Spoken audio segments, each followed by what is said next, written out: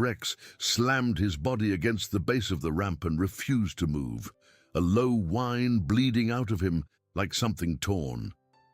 Ryan Castillo shouted his name twice, and the Belgian Malinois did not even turn his head. Scout circled once and pressed his nose flat to the sealed cargo door, whining too. Major Drummond marched across the tarmac with her clipboard raised and her patience already gone. "Castillo, move those dogs, now. Before we go on, tell me in the comments what part of the world you're listening from, and hit subscribe so you never miss a story like this."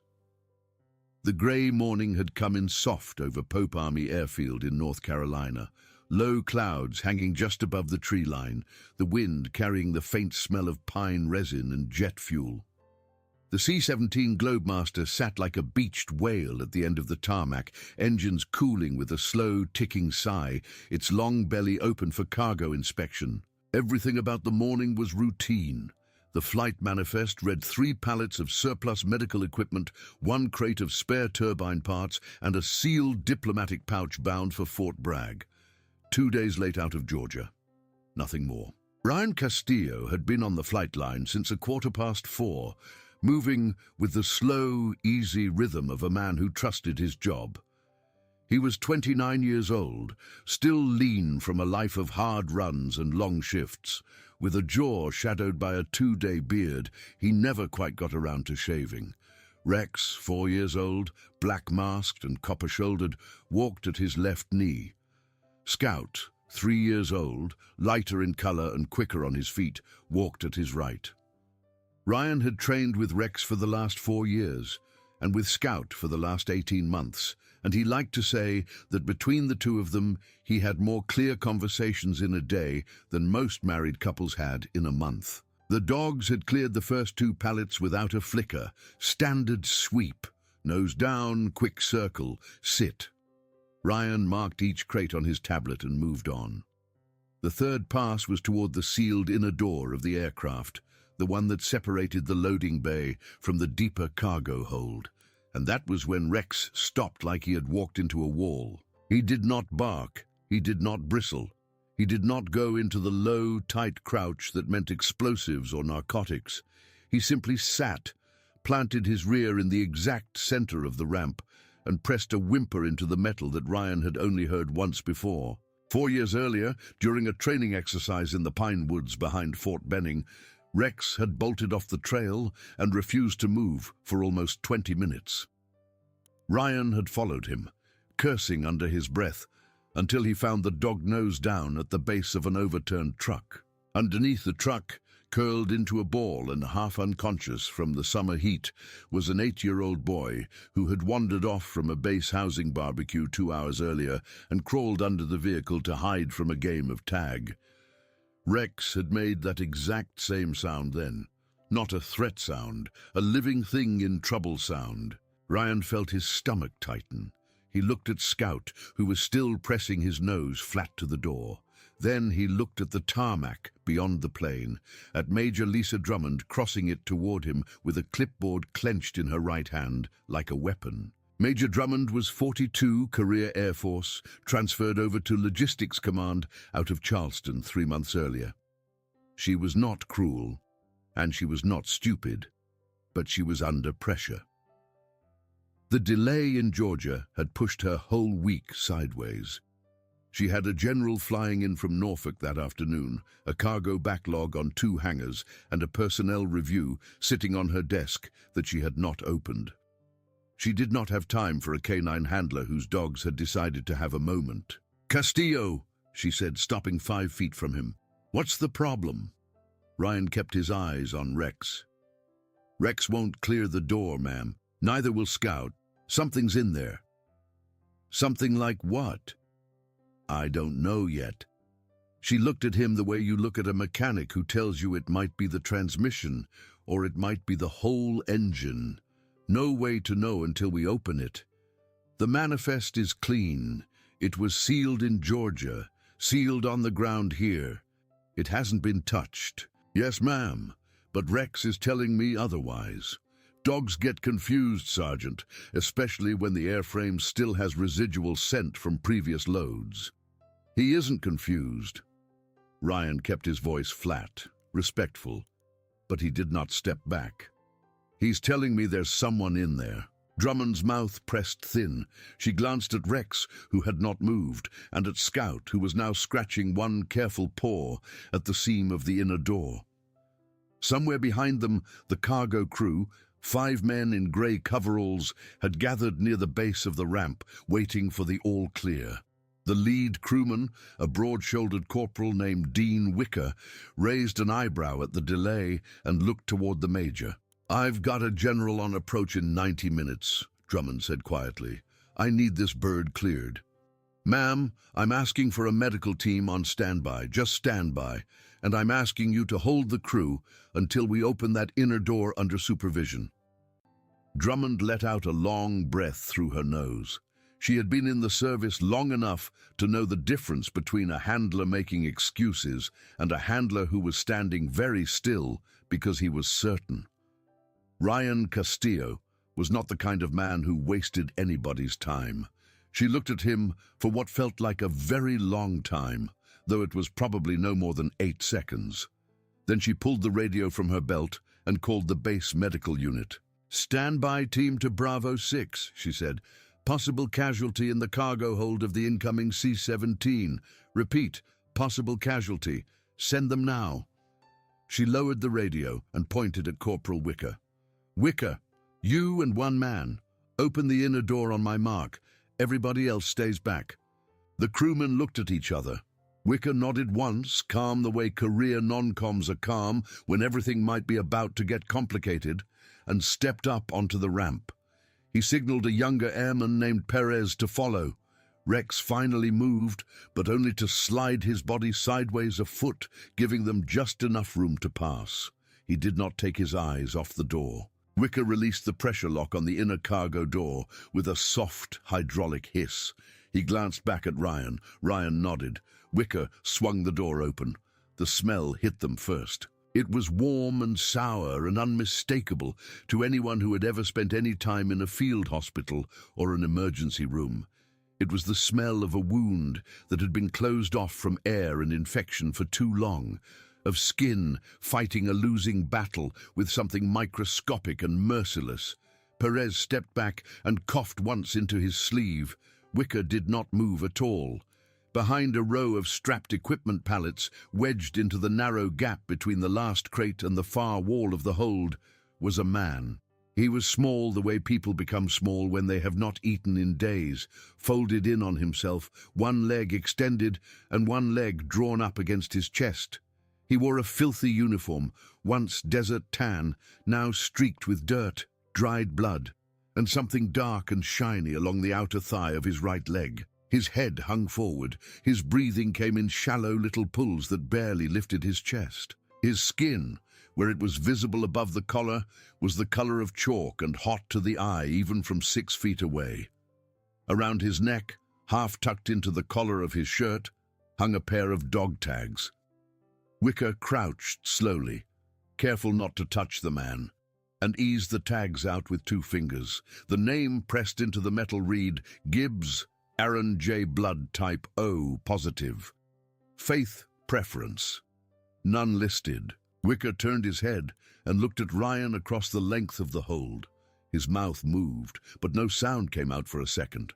Then he said in a very calm voice, "Sergeant, get the medics. Right now." Ryan was already moving. He shouted for the standby team, and within 30 seconds, the 2 medics who had been idling at the edge of the tarmac were sprinting toward the plane with a folding stretcher. Rex trotted along beside Ryan's leg the whole way, no longer whining, focused now, as if he had done his part and was waiting for the humans to catch up. The medics reached the man in less than 4 minutes from the moment Ryan first put a boot on the ramp. Ryan stood at the base of the aircraft as they worked. Major Drummond stood beside him, with her clipboard now hanging loose at her side. Forgotten. Scout sat against Ryan's leg. Rex sat at attention 2 feet in front of them both, watching the ramp. The lead medic, a captain named Eleanor Ford, called out for a saline drip almost immediately, then for a splint, then for a stabilizing board. Ryan heard the words, infected, febrile, dehydrated, and finally, the number that made everything real, temperature 104.2. When the medics finally lifted the man onto the stretcher and carried him down the ramp, his head lolled back and Ryan saw his face for the first time. He was young, not more than 24 or 25. Dark hair matted flat to his forehead, a thin, hollow-cheeked face that would have been handsome in a different week, cracked lips, a jaw with a faint tremor. "Who is he?" Drummond asked very quietly. Ryan looked at the tags in Captain Ford's hand as she moved past them. "Gibbs," he said. "Aaron Gibbs." Drummond frowned. "Gibbs, that name is familiar." "I know it too," Ryan said, but he could not place it yet. He would place it 2 hours later when the intelligence officer at Fort Bragg pulled up a file and confirmed what Ryan's memory had begun to circle around like a moth around a lamp. Specialist Aaron Gibbs, 24 years old, native of Winston-Salem, North Carolina, had been declared missing in action 6 weeks earlier following a reconnaissance operation in a remote mountain region where his 4-man team had gone dark for reasons that had not yet been fully explained. 2 of his teammates had been recovered within a week. The 3rd had been found dead in a riverbed the following month. Aaron Gibbs had never been recovered. The Department of Defense had officially updated his status from missing to presumed deceased just 11 days earlier. His name had been read at a memorial service in Winston-Salem the previous Saturday. His mother had accepted a folded flag. And now he was on a stretcher, being wheeled at a full run across the tarmac at Pope Army Airfield, alive. The medical team wheeled Aaron Gibbs across the tarmac toward the waiting ambulance, and Major Drummond and Ryan walked behind them without speaking. Drummond's clipboard hung loose at her side. Her face had gone very still, the way faces go still when a person is doing quick math and not liking the numbers. Rex trotted at Ryan's left knee. Scout trotted at his right. Neither dog looked back at the plane. Behind them, Corporal Wicker climbed slowly down the ramp of the C-17 and stood for a moment at the base, looking up at the belly of the aircraft. He was thinking about the flight time from the airfield of origin to Pope. He was thinking about the sealed inner door and the pressure lock and the temperature drop at altitude. He was thinking about the fact that Aaron Gibbs had been alone in that cargo hold for at least 11 hours. Alone with a leg wound that was slowly killing him, and had never once made a sound loud enough for the flight crew to hear. Wicker was thinking, too, about how many hands would have had to look the other way for a wounded soldier to climb into a cargo hold at a departure airfield thousands of miles away without anyone noticing. He did not say any of this out loud. Not yet. Ryan watched the ambulance doors close on Aaron Gibbs. He heard the siren start up, thin and mournful in the cold morning air. He watched the vehicle roll off toward the base hospital. Then he turned and looked down at Rex. Rex looked back up at him with the same steady, patient expression he always wore.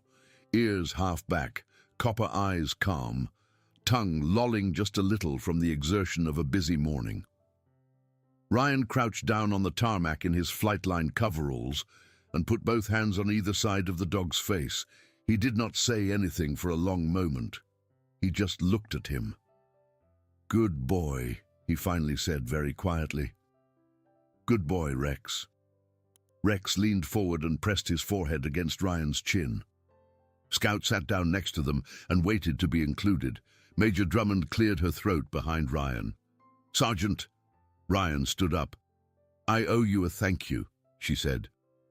Her voice was clipped, precise, but there was something under it that had not been there 10 minutes earlier. "And I owe your dogs one. If you had followed my order, that man would be dead by tonight. Mum, I need you to write up what happened, every detail, every timestamp, and I want you in my office at 1400 hours to sit down with the investigation officer from Bragg. This is going to be a big deal, Castillo, bigger than you think." "Yes, ma'am." "How did he get on that plane?" Ryan shook his head slowly. "I don't know, ma'am. Not yet." Drummond nodded once, then turned and walked back toward the operations shed. She was already lifting the radio to her mouth. Ryan watched her go.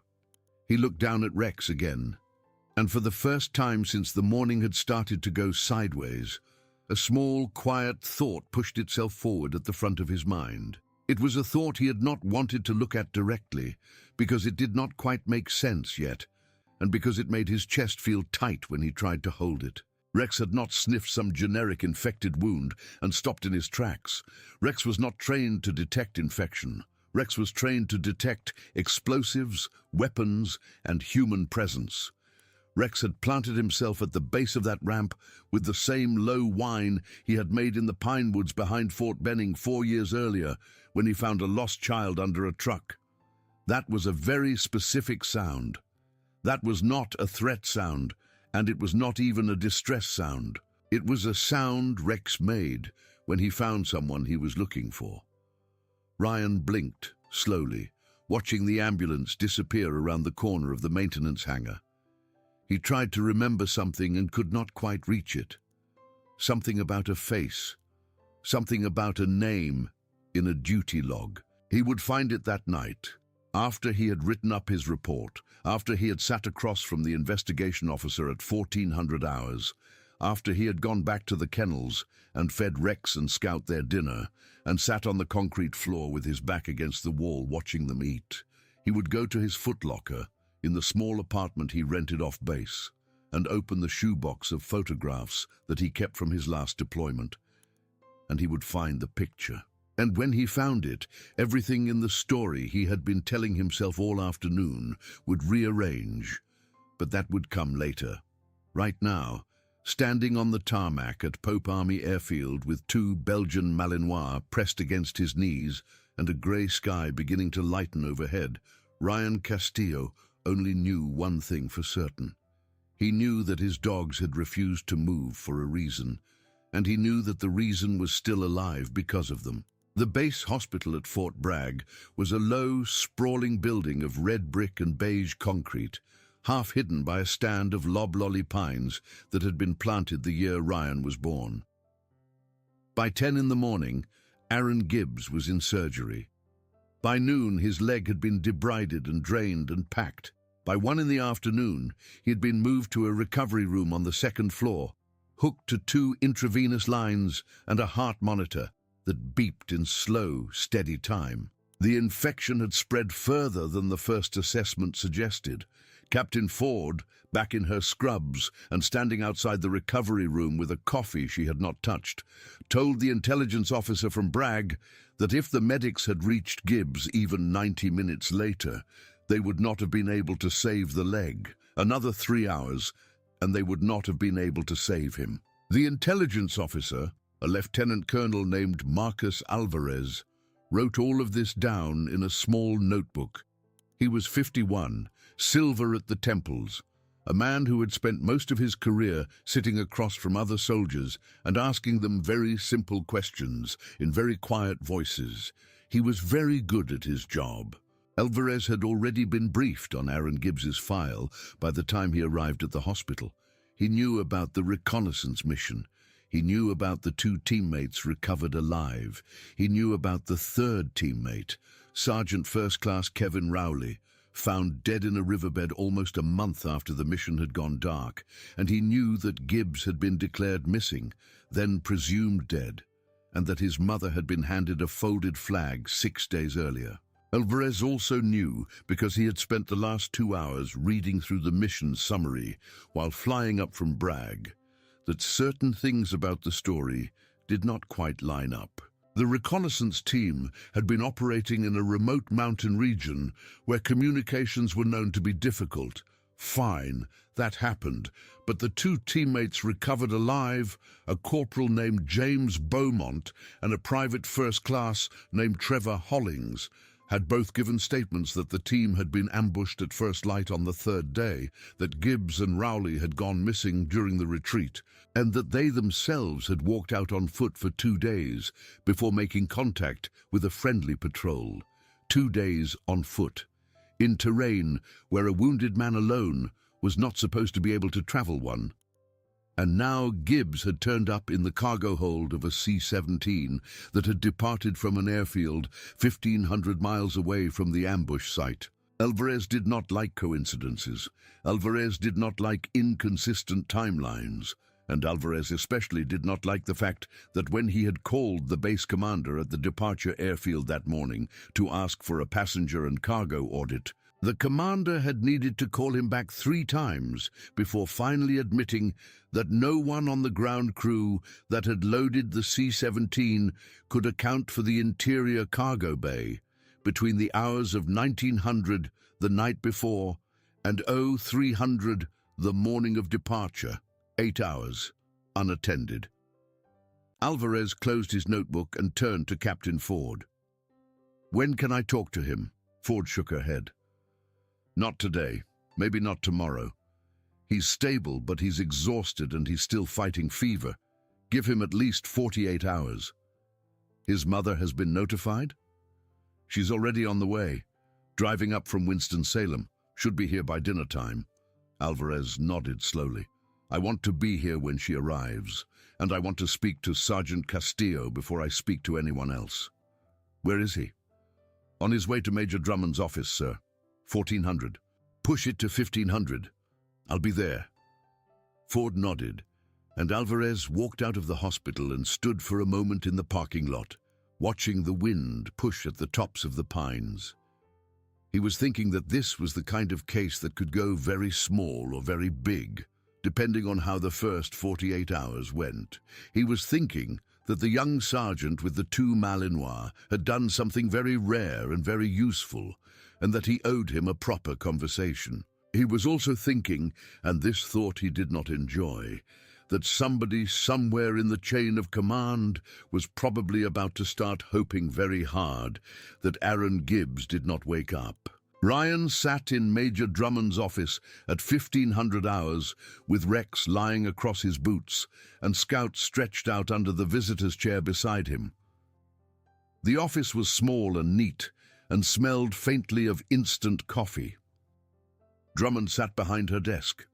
Lieutenant Colonel Alvarez sat in the second visitor's chair with his notebook open on his knee and a pen in his right hand, and a look on his face that suggested he was in no hurry at all. Alvarez asked Ryan to walk him through the morning, minute by minute. Ryan did. Alvarez wrote everything down without interrupting. When Ryan finished, Alvarez turned back a page in his notebook. "Sergeant, you said that when Rex refused to move at the base of the ramp, he made a sound you had only heard once before." "Yes, sir." "Tell me about that." Ryan told him about the summer at Fort Benning, about the 8-year-old boy under the overturned truck, about the low whimper that meant living thing, in trouble. "Come now." Alvarez wrote it down and looked up. "Have you ever known your dog to make that sound in the presence of a stranger?" Ryan hesitated. "Not that I remember, sir." "How about someone he had met before?" Ryan looked at Alvarez for a long moment. "Sir, I've been trying to figure that out since this morning. Rex is trained to detect explosives and human presence. He's not trained to identify individuals. But that sound this morning, that was the sound of Rex finding someone." Alvarez nodded slowly, as if this had confirmed something he had already begun to guess. "Sergeant, I want you to go home tonight. I want you to look through every deployment file you still have, every photograph, every duty log.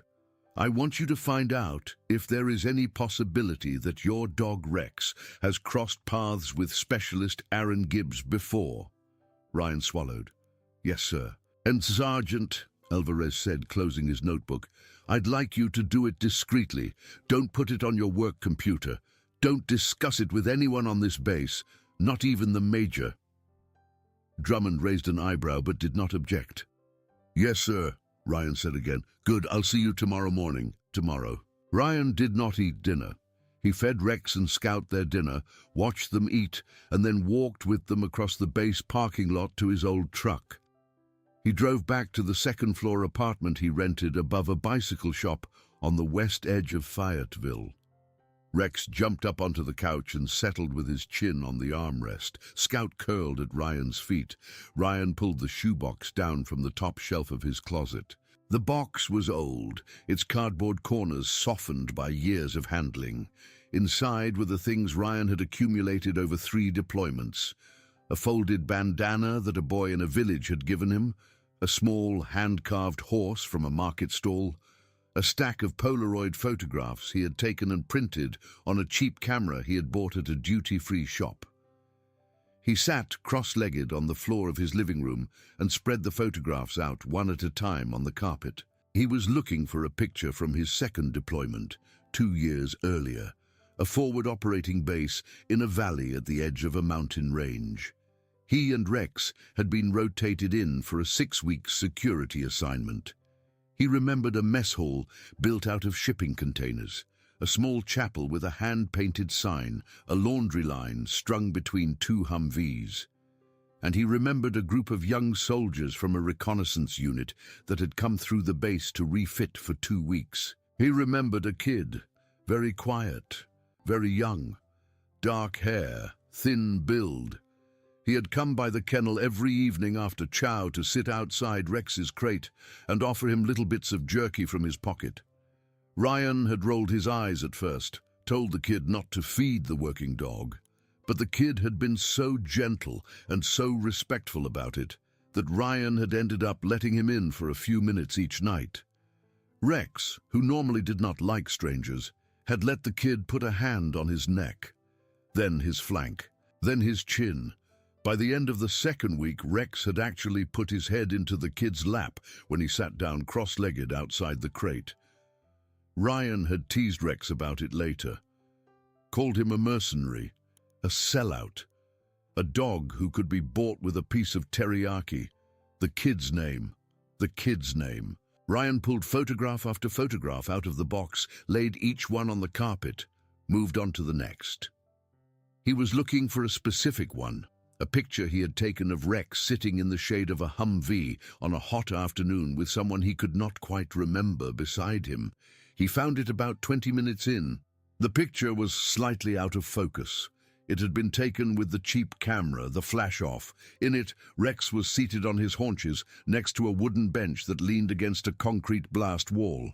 Sitting on the bench, one hand resting easily on Rex's shoulders, was a young soldier in a rolled-sleeve uniform with a tan boonie hat pushed back on his head. He was smiling at the camera. Dark hair, thin, hollow-cheeked, the kind of face that would have been handsome in a different week. Ryan sat very still on his living room floor and looked at the picture. The face on the bench was the same face he had watched being wheeled across the tarmac that morning. He turned the photograph over. On the back, in his own handwriting, 3 words: Gibbs and Rex. Ryan let out a slow breath. Rex on the couch opened one eye and looked at him. "Buddy," Ryan said quietly, "you remembered him. All these years later, you remembered him." Rex thumped his tail once against the cushion and closed his eye again. Ryan sat on the floor for a long time after that, with the photograph face up on his knee. He thought about the kennel evenings, and about the kid with the strips of teriyaki, and about the way Rex had let him rest a hand on his neck. He thought about the mountain range at the edge of the valley, the same kind of terrain Aaron had walked through alone for more than 2 weeks. He thought about how big the world was, and how small, and how a scent could sit in a dog's memory for 2 full years and come back all at once on a grey Tuesday morning in North Carolina. He fell asleep on the floor of his living room with the photograph on his chest and Rex curled at his side. It was almost 7 in the evening when Aaron Gibbs's mother reached the base hospital at Fort Bragg. Her name was Margaret Gibbs, though everyone had always called her Peggy. She was 58 years old, a schoolteacher from Winston-Salem who taught 4th grade reading, and she had driven the 2.5 hours up Interstate 95 with both hands on the wheel and the radio off. She had not cried yet. She was very afraid that if she started, she would not be able to stop long enough to see the road. 6 days earlier, she had sat in a folding chair in the front row of a small chapel and watched a chaplain hand her a folded triangle of blue and white. She had put the flag on the mantel above her fireplace, on the shelf where Aaron's baby pictures sat. She had cooked dinner that night for her sister, who had driven down from Roanoke to be with her. She had gone to sleep at 10. She had woken up at 3 in the morning and sat at the kitchen table with the flag on her lap for the rest of the night, running her fingers along the edges of it, feeling nothing at all. Then, at 9 that morning, an unfamiliar number had called her cell phone. A voice she did not know had said her son's name. And then it had said the word alive. Peggy Gibbs had not driven the whole way to Fort Bragg. Her sister had driven. Peggy had sat in the passenger seat, holding her phone in both hands and staring straight ahead. Every 20 minutes or so, she had asked her sister to say his name again out loud. Her sister had. Aaron. Aaron is alive. Aaron is alive, Peggy. They arrived at the hospital just past 7. Lieutenant Colonel Alvarez was waiting for them in the lobby. He introduced himself with quiet respect, offered Peggy his arm, and walked her personally up to the second floor. He stopped outside the door of the recovery room. "Ma'am, he's still very weak. He may not be awake, but he's here." Peggy did not answer. She pushed the door open and walked in. Aaron was propped up slightly against 3 pillows, a pale blue hospital blanket pulled up to his chest. His right leg was elevated on a foam wedge under the blanket, bulky with bandages. His face was thin and unshaven. His eyes were closed. A slow, steady beat from the monitor beside his bed kept time with his heart. Peggy walked slowly to the chair beside his bed and sat down. She reached out and took his left hand in both of hers. His fingers were cool and dry. She held them very lightly, the way a person holds a bird that they do not want to startle. She sat there for a long time, not saying anything. Then his eyes opened. They opened halfway, dark and unfocused, and they wandered across the ceiling and the wall and the window before they finally settled on her face. He blinked once. His mouth moved. No sound came out. He blinked again. "Mama," he said. It came out cracked and thin, almost inaudible. Peggy Gibbs put her forehead down against the back of his hand, and finally, for the first time in 6 weeks, she cried. Ryan came to the hospital the next morning with Rex at his heel. Scout stayed back at the kennel because Captain Ford had only cleared 1 dog for the visit, and Rex was the one who mattered. Peggy was still there. She had spent the night in the chair beside her son's bed, and she had not slept more than a few minutes at a time. Her sister had brought her a thermos of coffee and a blanket and had gone back down to the lobby to give her some space. Aaron drifted in and out of sleep. Every time he opened his eyes, he looked for his mother's face first, made sure it was still there, and let his eyes close again. Ryan knocked softly on the doorframe. Peggy looked up. She had never seen him before, but she saw the working dog harness on Rex, and she saw the way the dog stood alert at the young man's side, and she understood immediately who they were. "Come in," she whispered. Ryan stepped into the room. Rex trotted quietly at his knee. Ryan crossed to the foot of the bed and stopped there. He did not want to crowd Aaron, and he did not want to speak until he was invited to. Peggy looked at Rex, and then she looked at Ryan. "This is the dog." "Yes, ma'am. This is Rex." Rex sat down without being asked. His eyes were on Aaron. Aaron's eyelids fluttered. He turned his head slowly toward the sound of his mother's voice, and then his gaze slid past her and landed on the dog at the foot of the bed. For a long second, his eyes were empty and unfocused. Then something behind them clicked, like a lens finding its subject. "Rex," he whispered. Rex stood up. He walked around the bed and up alongside Aaron's left side. He placed his front paws very carefully on the edge of the mattress, and then, slowly, he laid his heavy, black-masked head down on Aaron's chest. Aaron's left hand rose, trembling slightly, and settled on top of Rex's head. Peggy Gibbs looked at Ryan across the bed with her eyes full and her mouth pressed hard against the back of her wrist. Ryan did not say anything. He did not have to. He just stood there and watched his dog remember somebody, and he felt his own throat tighten in a way that surprised him. After a while, Rex slid off the mattress and lay down on the floor beside the bed with his chin on his paws. He did not move from that spot for the next 2 hours. Aaron slept most of that first full day and most of the next. On the morning of the third day, he was clear enough to sit up on his own and hold a plastic cup of water. On the afternoon of the fourth day, Lieutenant Colonel Alvarez asked if he was strong enough to speak about what had happened. Captain Ford said yes, but only for 30 minutes. Alvarez arrived at the recovery room with a tape recorder and his notebook. Peggy stepped out into the hallway to give them privacy. Ryan was not invited, but Rex was allowed to stay in the room. What Aaron told Alvarez, in short sentences and long pauses, was this. The reconnaissance mission had begun routinely. 4 men, 6 days planned, mountainous terrain, a specific objective he was not permitted to discuss in detail. Sergeant Rowley had been the team leader. Corporal Beaumont and Private Hollings had been the other 2 members. They had inserted at dusk on the first day, moved into position through the second day, and completed the observation phase by dawn on the third day. The extraction had gone wrong. They had been spotted on the way out. A small firefight had broken out. Aaron had been struck in the outer thigh, just above the knee in the first 30 seconds. He had gone down. Rowley had come back for him, had dragged him behind a rock outcropping, had put pressure on the wound with a sleeve. Rowley had told Beaumont and Hollings to move ahead with the equipment and reach the rally point.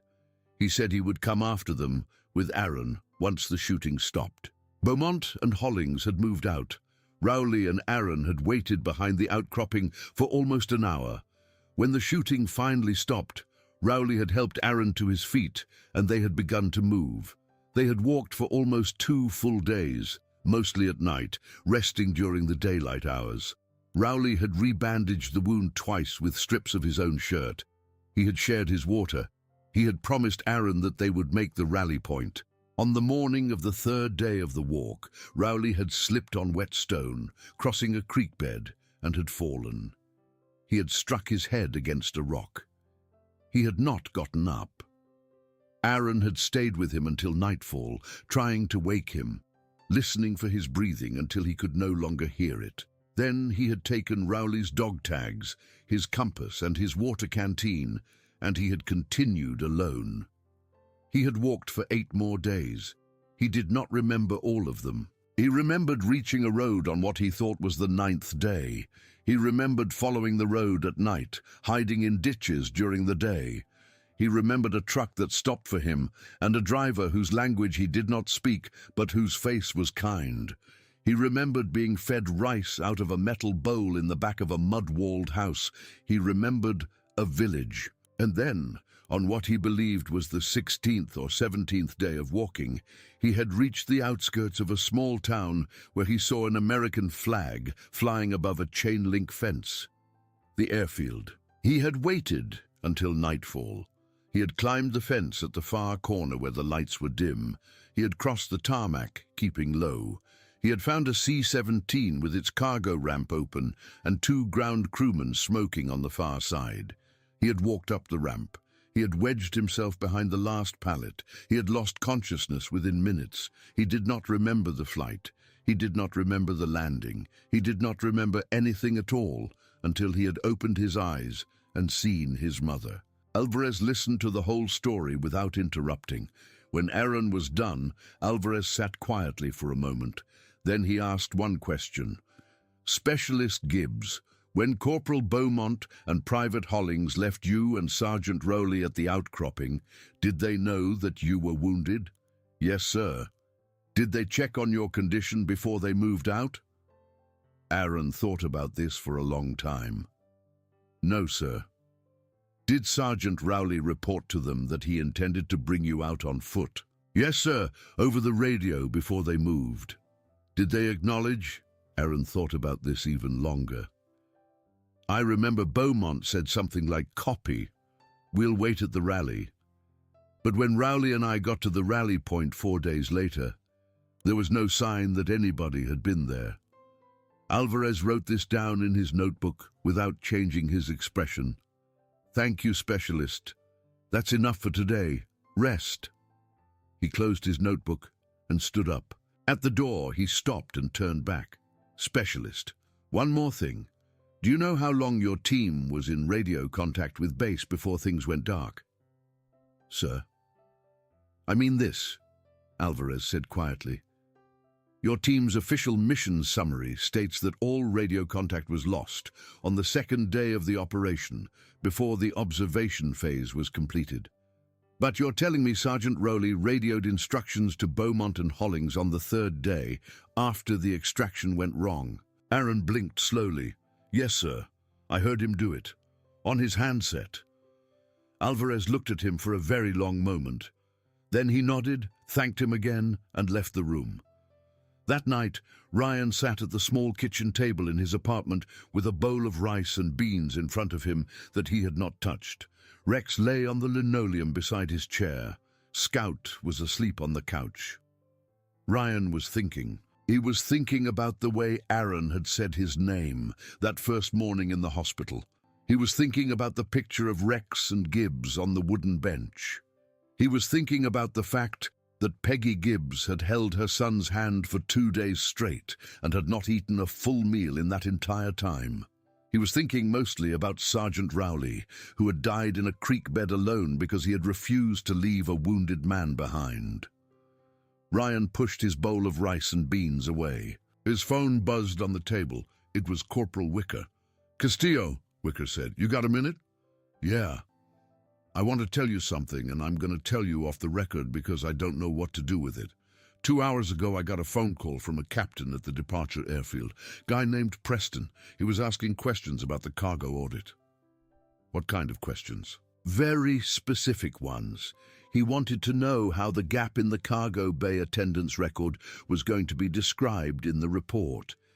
He wanted to know if the report was going to name any personnel. He kept saying it was routine follow-up, but Castillo, this was not a routine follow-up. This was a man trying to feel out what was coming." Ryan pressed the phone against his ear and stared at the wall. "Wicker," he said. "Did you get his name and unit?" "Yeah, Captain James Preston. Ground operations, departure airfield. Reports to Colonel Malcolm Reeves." "Malcolm Reeves. You know him?" "No, but Alvarez needs to. I'll pass it up in the morning." "Do it tonight, Castillo. I've got a bad feeling." Ryan hung up. He looked down at Rex on the floor. Rex opened one copper eye and looked back at him. Ryan called Alvarez that night at 2200 hours. Alvarez answered on the second ring. Ryan told him what Wicker had said. Alvarez did not say very much in reply. He thanked Ryan, told him to get some sleep, and hung up. The next morning at 0600, Alvarez had already boarded a plane to the departure airfield. The morning after that, Ryan got a call from the office of the base commander. He was to report at 1100 to the personnel office in service dress for a meeting regarding his current assignment. Ryan hung up the phone and looked at Rex. "Well, buddy," he said, "looks like somebody wants us reassigned." He was not wrong. The lieutenant colonel who ran the personnel office at Pope Army Airfield was named Douglas Halban, and he was, on paper, a perfectly competent officer. He was 54 years old, 3 years from retirement, and he did not care about very much anymore, except the smooth flow of paperwork across his desk. He greeted Ryan without warmth and without hostility. "Sergeant Castillo," he said, "take a seat." Ryan sat. Rex sat at his knee.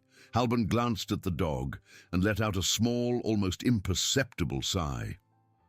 "Sergeant, there's been some discussion about your current placement here at Pope. Your record is excellent. Your work with the K9 unit has been highly regarded. But it's been suggested that a rotation to Kirtland Air Force Base out in New Mexico might make good use of your experience with cargo inspection work. There's a new detachment being stood up there." Ryan looked at him for a long moment. "Sir, Is this reassignment a request or an order? It's a strong recommendation, Sergeant. May I ask who is making the recommendation? Halburn did not answer that. He simply tapped a folder on his desk with 2 fingers. The paperwork has already been drafted. You would rotate at the end of next week. Your dogs would go with you, of course. Ryan felt something very cold settle in the base of his throat. Sir, he said carefully, I've just given a witness statement in an active investigation involving a soldier who was found on my flight line 5 days ago. Lieutenant Colonel Alvarez has instructed me to remain available for follow-up interviews. Moving me across the country next week would seem to interfere with that instruction. Halburn looked at him for a long moment. He was not a stupid man, and he had understood everything Ryan had just said, including the parts Ryan had not spoken out loud. He sat back in his chair. Sergeant, take the folder. Read it. Come back to me on Monday with your decision. Yes, sir. Ryan took the folder. He stood. Rex stood with him. They walked out of the office and back across the parking lot to Ryan's truck. Ryan put the folder on the passenger seat without opening it. He drove straight to the base hospital. Alvarez was not there. He was still at the departure airfield, but Peggy Gibbs was there, sitting in the chair beside her son's bed, exactly where she had been for the last 5 days. Aaron was awake. He was drinking soup out of a cup with a bendable straw. Ryan sat down in the second chair. Rex settled at his feet. Mom, Ryan said quietly, I need to tell you something. Peggy looked at him. She was tired, but her eyes were sharp. Ryan told her about the reassignment order. He told her about the phone call from Captain Preston to Corporal Wicker. He told her that Lieutenant Colonel Alvarez was at the departure airfield right now. He told her plainly and without embellishment that he believed somebody in the chain of command was very unhappy about her son turning up alive. Peggy Gibbs listened without moving. When Ryan was done, she was silent for a long moment. Then she reached into her purse, pulled out her cell phone, and made a phone call. The call was to a woman named Rebecca Klein, a reporter at the newspaper in Winston-Salem, who had covered Aaron's memorial service the previous Saturday. Peggy did not tell Rebecca anything on the phone. She simply said that if Rebecca could get herself up to Fort Bragg by tomorrow morning, there was a story that needed telling. Rebecca Klein arrived at the base hospital at 9 o'clock the next morning. She was 36 years old, small and quick, a woman who had covered high school football and county commissioner races for 11 years and who had never won an award for any of it and did not particularly care. She had covered the memorial service for Aaron Gibbs because she had grown up 2 streets over from the Gibbs family and had known Aaron since he was in her Sunday school class at age 6. She had written the obituary personally. She listened to Peggy for 2 hours. She took notes on a small spiral pad. She did not speak with Aaron directly because Captain Ford would not permit it without a court order. She did speak with Ryan, and she did make several phone calls of her own from the parking lot before she got back in her car and drove home. By the following morning, a short article appeared on the front page of the Winston-Salem newspaper. The headline read simply, "Local soldier declared dead, returns alive."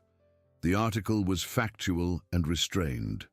It gave the basic outline of what had happened. It named Ryan Castillo and Rex and Scout. It named Lieutenant Colonel Alvarez. And in the 5th paragraph, almost as an aside, it noted that questions were being raised about the circumstances under which Specialist Gibbs had been declared missing in action, and that at least one member of the K-9 unit who had discovered him was reportedly being reassigned to a base 1,500 miles away. By noon that day, the article had been picked up by the Associated Press. By 3 that afternoon, 3 national television networks had asked to interview Peggy Gibbs. By 5, the office of Lieutenant Colonel Halburn at Pope Army Airfield received a phone call from a senator's office in Washington asking for clarification on why a decorated K-9 handler with an ongoing witness role in an active investigation was being rotated out of the state. At 6:30, Ryan Castillo's phone rang. It was Halburn. "Sergeant," Halburn said, "disregard the folder." "Yes, sir." "Have a good evening, Sergeant." He hung up. Ryan stood in his kitchen holding his phone in one hand and a dish towel in the other and looked down at Rex. "Well, buddy," he said, "that's one." Lieutenant Colonel Alvarez returned to Fort Bragg 5 days later. In that time, he had interviewed 22 people, reviewed 11 boxes of paperwork, and slept about 14 hours total. What he had found was this. The reconnaissance mission of Sergeant First Class Kevin Rowley's 4-man team had been formally declared a communication failure on the second day of operations. The senior officer responsible for authorizing that declaration was Colonel Malcolm Reeves. Reeves had signed off on the summary that Corporal Beaumont and Private Hollings had provided upon their return to base. That summary had stated, in unambiguous language, that Gibbs and Rowley had been lost during the initial extraction and that no radio contact had been re-established at any point. That summary contradicted, on at least 4 separate points, the version of events that Aaron Gibbs had described from his hospital bed. Alvarez had also interviewed the 2 ground crewmen who had been smoking beside the C-17 on the night of the departure. Both of them, after some hesitation, had admitted that they had left the ramp unattended for approximately 2 hours during their shift, in violation of standing procedure. This was the gap in the audit record. Alvarez did not intend to punish them for it. If they had done their jobs correctly that night, Aaron Gibbs would still be walking. But that was not the important part. The important part was what Alvarez had found in Colonel Reeves's office when he had, with a properly signed authorization from a 2-star general in Washington, requested access to certain records. He had found a series of internal memos dated within 48 hours of the initial reconnaissance report, in which Reeves had discussed with a subordinate the pressure the command was under to demonstrate operational success in the region. He had found emails in which Reeves had asked whether it was possible to close out the missing personnel casework quickly to keep the mission's overall summary favorable. He had found handwritten notes in which Reeves had described the search for Rowley and Gibbs as, quote, "a distraction the theater cannot afford right now." Colonel Malcolm Reeves had not ordered a cover-up in any grand sense. He had not ordered anyone killed. He had simply, over the course of 6 weeks, made a series of small, cold, careful decisions that had added up to one very large thing. He had closed the book on 2 men in order to make his paperwork look better. One of those men had walked out. Alvarez laid all of this out for the 2-star general in Washington on a Thursday afternoon. The 2-star general listened for 40 minutes without interrupting. When Alvarez was finished, the general nodded slowly and said, "You've done your job. I'll do mine." Colonel Malcolm Reeves was relieved of command the following Tuesday. He was reassigned to a desk in a windowless office at a training facility in Louisiana, pending the outcome of a formal Article 32 hearing. 6 months later, he would be found guilty of dereliction of duty and conduct unbecoming an officer, and he would retire at a reduced grade without honors. Corporal James Beaumont and Private First Class Trevor Hollings were re-interviewed. Under closer questioning, and after being informed that their surviving teammate had provided a first-person account of the mission, both men modified their stories significantly. It emerged that they had heard Rowley's third-day radio call. They had heard him say that he intended to bring Gibbs out on foot. They had chosen, in a moment of exhaustion and fear, not to wait at the rally point beyond the first 24 hours. They had chosen not to report the third-day radio call in their debrief because, once they had returned to base and been told that Rowley and Gibbs were being categorized as lost during the initial extraction, It had seemed easier to let that story stand. They had lied, not out of malice, but out of cowardice. And their cowardice had cost Aaron Gibbs 6 weeks of walking alone through a mountain range with a leg that was slowly killing him. It had cost Kevin Rowley his life. Beaumont received an other-than-honorable discharge. Hollings, younger and considered more remediable, received a formal letter of reprimand and was rotated to a stateside training unit. Both men, in their own private ways, would carry what they had done for the rest of their lives. Sergeant First Class Kevin Rowley was posthumously awarded the Silver Star. His name was added to the wall at the base chapel in Fort Bragg on a warm afternoon in the second week of the following month. His widow, a woman named Grace Rowley, drove down from Kentucky with their 2 young daughters and stood in the front row of the small gathering with her hand on her older daughter's shoulder. Aaron Gibbs, now walking with a cane and with his leg still swollen but healing, stood beside her. The recovery took longer than anyone had expected. Aaron's leg had responded to the initial surgery, but the deep infection had done more damage than the first X-rays had shown, and he required a second procedure, and then a third. Each surgery took a little more out of him. He lost 11 pounds in the first 10 days. His hair thinned. The fever came and went in low, stubborn waves for almost 3 weeks. Peggy did not leave. She rented a small room at a residence hotel 2 blocks from the base hospital, and she spent every day from 7 in the morning until 9 at night in the chair beside Aaron's bed. She read to him from a paperback thriller she had bought at a grocery store. She helped him with his physical therapy exercises. She cut his hair one afternoon with a pair of nail scissors when he complained that it was starting to look ridiculous. She made him laugh quietly. For the first time on the 16th day, Ryan visited 3 times a week. He always brought Rex. Sometimes he brought Scout too. On the days when Aaron was too tired to talk, Ryan just sat in the second chair and let the dog settle at the foot of the bed. Rex learned very quickly which side of Aaron's leg was the sore one, and he was always careful to lie on the opposite side. Aaron began to tell them stories about the walk out, not all at once, and not in order, but in pieces. He told them about a night when he had heard wolves in the distance, and had climbed a low tree and slept in the crook of a branch until dawn. He told them about a cave he had sheltered in during a 2-day rainstorm where he had eaten the last of a candy bar he had been saving. He told them about the truck driver who had fed him rice. He told them about the moment he had crested a low ridge and seen the American flag flying above the airfield fence, and had sat down in the dirt and put his face in his hands and cried like a small boy. He also told them one afternoon, when it was just Peggy and Ryan and the 2 dogs in the room, about Kevin Rowley. He told them how Rowley had sung under his breath while he was cleaning Aaron's wound, some old song with a country lilt to it, to keep himself calm.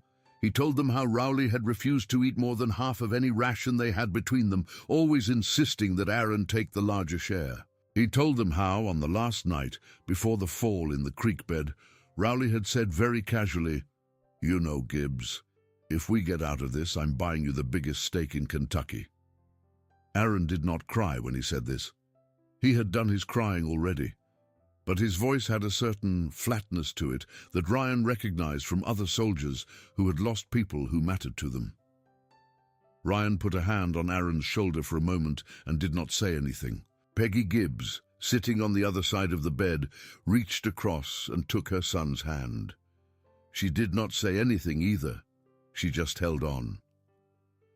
Around the beginning of the 6th week of Aaron's hospital stay, a letter arrived at the base commander's office at Pope Army Airfield. It was a formal notification from a certain office in the Pentagon that a commendation ceremony would be held at Fort Bragg on a specific date, and that the honorees would include 1 Belgian Malinois named Rex, 1 Belgian Malinois named Scout, and their handler, Staff Sergeant Ryan Castillo. The commendation was for what the letter described in careful bureaucratic language as exceptional performance in the recovery of an American service member under unusual and stressful circumstances. It came with an official medal to be presented to Ryan and a set of specially inscribed collar tags to be presented to the dogs. Ryan read the letter twice, looked down at Rex asleep on the floor by his desk, and let out a small, quiet laugh. "Buddy," he said, "you're getting a medal." Rex thumped his tail against the floor without opening his eyes. The ceremony was held on a Saturday morning in the parade field at Fort Bragg. It was mid-autumn, and the trees along the edges of the field were beginning to turn. The sky was pale and cool and clear. Peggy Gibbs was there in a green dress and a beige coat. Aaron was there in his service uniform, standing on his own 2 feet, with a cane in his right hand and his mother on his left arm. His right leg still ached most days, and he still walked with a slight limp, but he was upright and he was healthy and he was smiling. Grace Rowley was there with her 2 daughters, seated in the front row.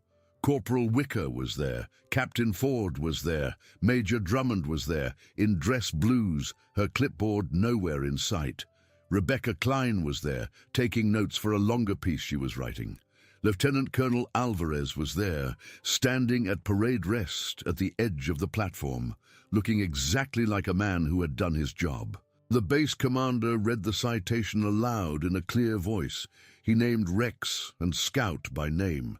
He named Ryan Castillo by name. He described in language that was formal but not cold what had happened on the tarmac at Pope Army Airfield on that grey Tuesday morning 6 weeks earlier. He said that without the persistence of 2 Belgian Malinois and the good judgment of their handler, an American soldier would have died alone in the sealed cargo hold of a transport aircraft, unnoticed and unmourned, on the very day he had finally come home. Ryan stood at attention on the platform with Rex on his left and Scout on his right. Both dogs sat perfectly still. The commander pinned a small silver medal to the breast of Ryan's uniform. He crouched down and fastened a small silver disc to each dog's collar. Scout accepted the attention with a slow, dignified tail wag.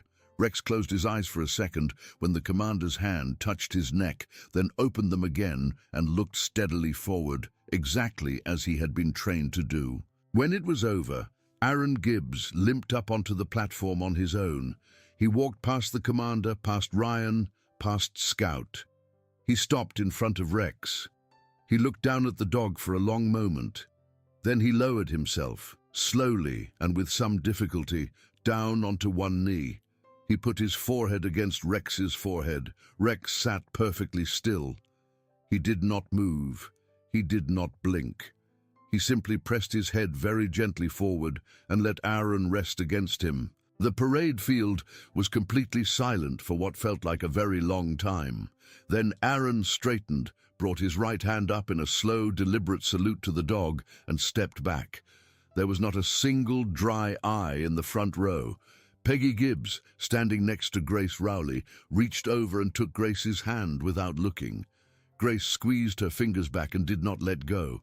Aaron Gibbs went home to Winston-Salem 2 weeks after the commendation ceremony. Peggy drove him. He rode in the passenger seat with his cane laid across his lap and his good leg stretched out toward the console. He did not speak for the first 30 miles. He just watched the pine trees blur past the window and let the sunlight fall across his face. The house he had grown up in sat at the end of a short residential street where the sidewalks were cracked by tree roots and the mailboxes leaned at slightly different angles. Peggy pulled the car into the driveway. Aaron sat for a long moment before he opened his door. He looked at the porch, at the front steps, at the small flower bed his mother had kept up all these years. He looked at the mantel through the front window. He could not quite see it from the driveway, but he knew what was on it.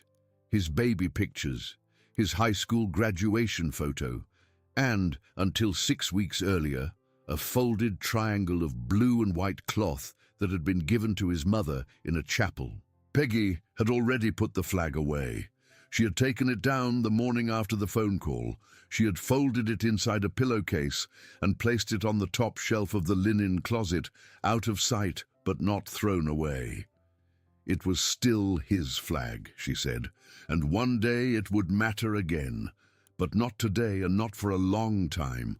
Aaron limped up the front steps with his cane in one hand and his mother's arm under the other.